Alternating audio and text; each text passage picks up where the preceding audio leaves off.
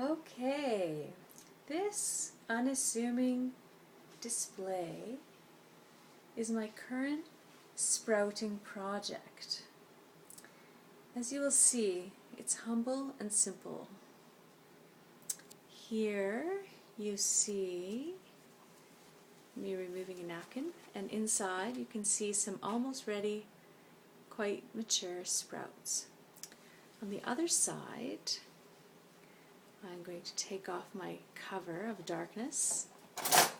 You find a liter mason jar with a little lid and some sprouts going on inside. As you go close, you will see seeds that are 1 day old. They soaked for about 16 hours. I soaked the seeds first. Extra long because of the lid. I'll explain that later. Now they've been growing for about 24 hours. So essentially they haven't sprouted yet. They're just getting plumper. They're about to sprout in the next 12 hours probably. But this is the current sprouting project. So I'm going to do a few things here. I'm going to rinse these out. But I'll just show you. I have my sink down here. And then this is my little twice a day ritual. Cold, pretty cold water, not hot. And you will see, there's my dishcloth. The water filling up.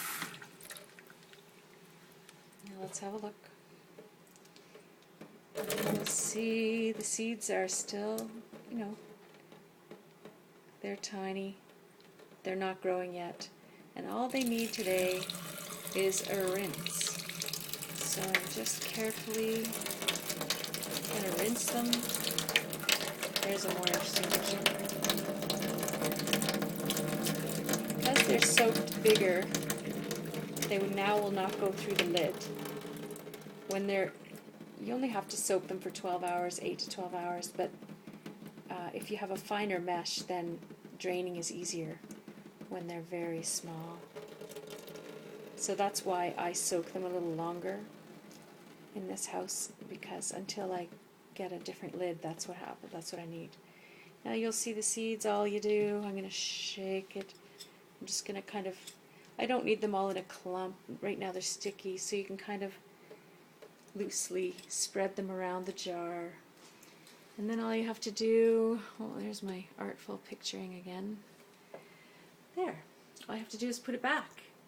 Now, in a moment, I will just replace that cover that I had going here. In this case, all I'm trying to do is just make sure there's no light.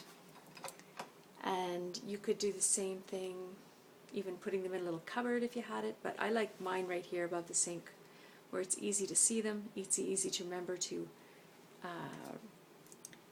rinse them, and the sink is right there, and you can see here in the background we have a little bay, so there's these little windows. So when you're ready for the greening process, that's what this one is doing. It's greening.